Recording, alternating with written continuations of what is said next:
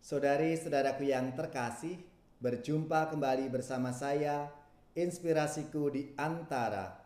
Renungan harian Minggu 29 Agustus. Hari Minggu biasa, pekan ke-22.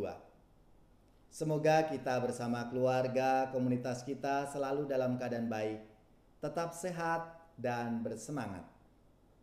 Marilah kita mengawali renungan kita dengan tanda kemenangan Kristus. Dalam nama Bapa dan Putra dan Roh Kudus. Amin. Allah Bapa yang Maha Pengasih, melalui Yesus Kristus Putramu, Engkau telah menyatakan perintah yang baru, yaitu cinta kasih kepadamu dan kepada sesama. Kami mohon, berilah kami kekuatan untuk menjadi pelaksana perintah-Mu itu dengan setia.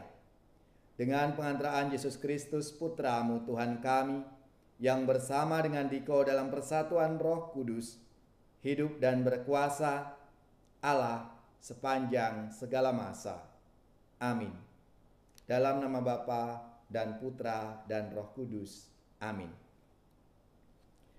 Inspirasi kita hari ini dari Injil Suci menurut Markus bab 7 ayat 1 sampai 8, ayat 14 sampai 15, dilanjutkan ayat 21 sampai 23. Marilah kita baca bersama dan kita renungkan.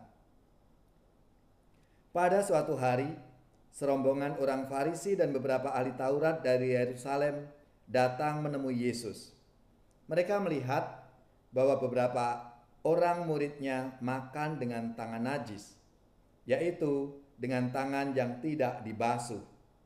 Sebab orang-orang Farisi seperti orang-orang Yahudi lainnya tidak makan kalau tidak melakukan pembasuhan tangan lebih dulu, karena mereka berpegang pada adat istiadat nenek moyang mereka. Dan kalau pulang dari pasar, mereka juga tidak makan kalau tidak lebih dulu membersihkan dirinya.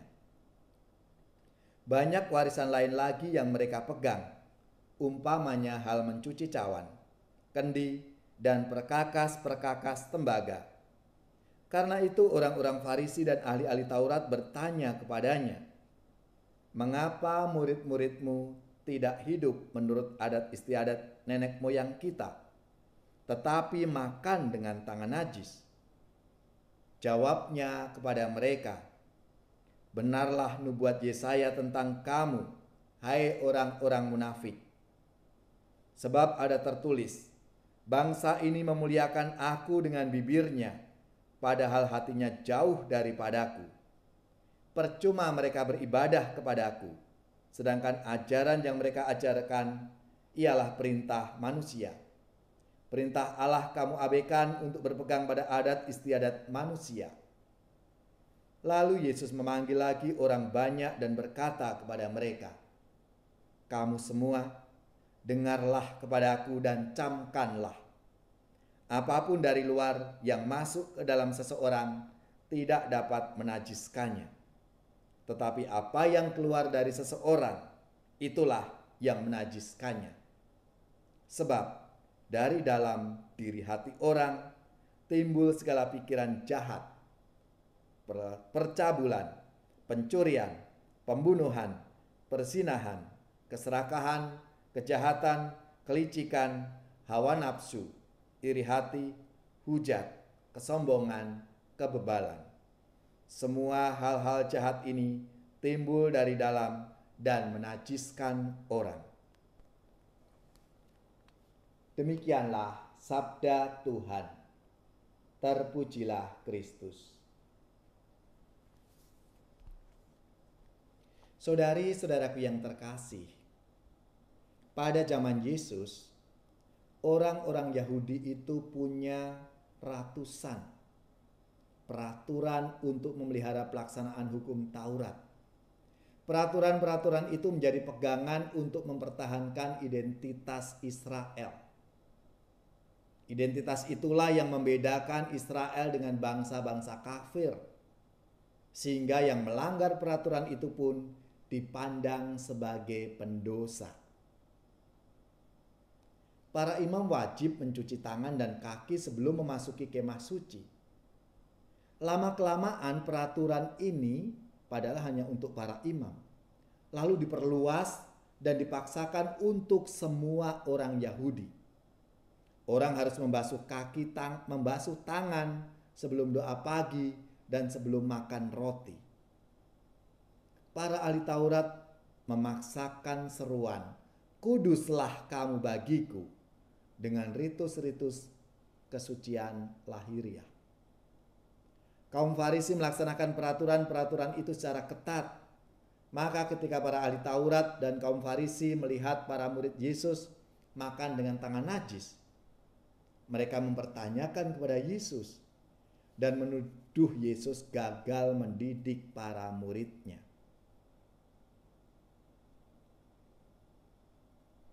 Oleh karena itu, Yesus menjawab dengan mengutip perkataan Nabi Yesaya yang menekankan ibadat hati. Para imam memang diwajibkan menjaga kebersihan lahiriah sebagai ungkapan hormat terhadap benda-benda kudus yang mereka pegang di bait Allah. Tapi kewajiban itu kalah pentingnya dibandingkan dengan menaati perintah Allah untuk mengasihinya dengan sepenuh hati. Sebab bukan kesucian lahiriah yang membuat orang berkenan kepada Allah. Lagi pula penajisan bukan ditentukan oleh tindakan lahiriah, tetapi batiniah yang bersumber pada hati. Pelaksanaan tuntutan adat istiadat lahiriah tidak akan menghilangkan kotoran hati yang menjadi sumber tindakan kenajisan.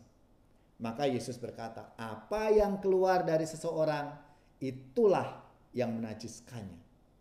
Sebab dari hati orang timbul pikiran jahat, percabulan, pencurian, pembunuhan, perzinahan, keserakahan, kejahatan, kelicikan, hawa nafsu, iri hati, hujat, kesombongan, kebebalan. Pikiran jahat melahirkan sikap dan perbuatan jahat.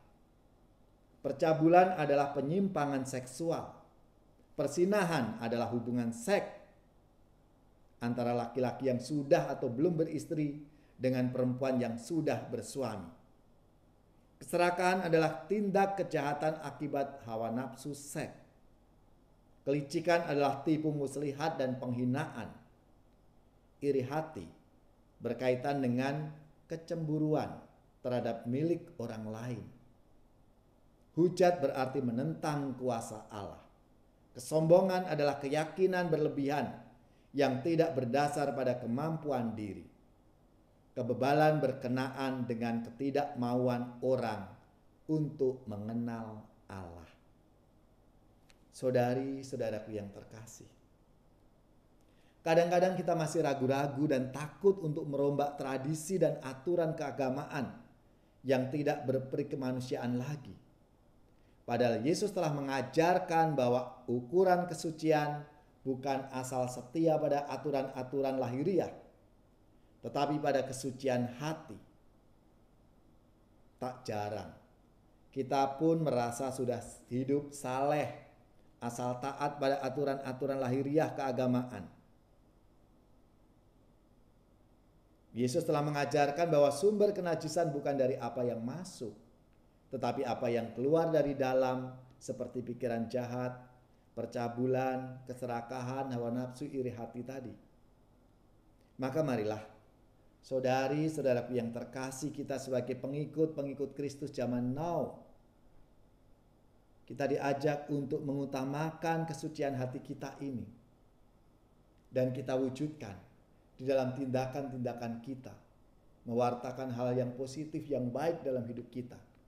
Kita menjadi berkat bagi sesama kita, orang-orang di sekitar kita. Ya Tuhan, pandang hamba-Mu yang sujud menyembah, penuh syukur kepadamu dan hati berserah. hamba dan bakti umat-Mu. Pujian kemuliaan-Mu seutuhnya terimalah, dan ampun-Mu limpahkanlah. Berpalinglah kepada hamba-Mu, berpalinglah kepada hamba-Mu. Marilah kita mempersiapkan hati kita untuk menerima berkat Tuhan. Semoga saudari-saudara sekalian, keluarga-keluarga, orang-orang yang kita doakan, mereka yang sakit, yang menderita, seluruh tugas, belajar, pekerjaan, usaha serta karya pelayanan kita dibimbing, dilindungi dan diberkati oleh Allah yang Maha Kuasa, Bapa dan Putra dan Roh Kudus. Amin.